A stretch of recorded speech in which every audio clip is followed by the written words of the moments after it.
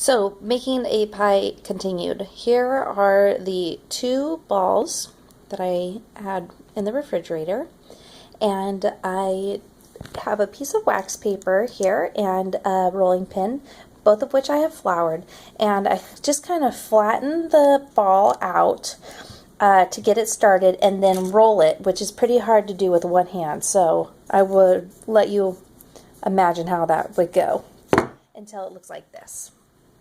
And it's nice and flat and kind of a round shape and pretty even in its thickness.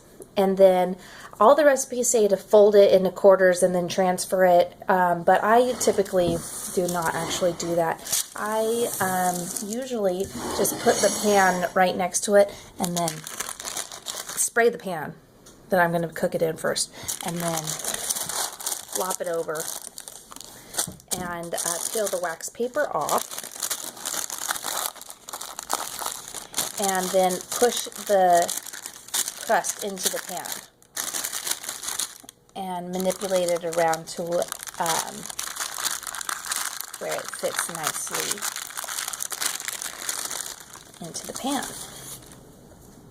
And you don't want to let it have any rips, so if it rips like it did here, you can just push it down, push it back together to make it one solid piece, because if it has any rips or tears in it, then your liquids will run out and get to the bottom of your crust and kind of make it soggy on the bottom. And I like my crust flaky and not crispy, but crisp, I guess. So that should do it. This excess here will trim off after. So the next step is going to be to brush the egg. You can use egg whites or just the whole egg. So out of laziness, I typically will use just the whole egg and do an egg wash. So that's the part we're going to do next.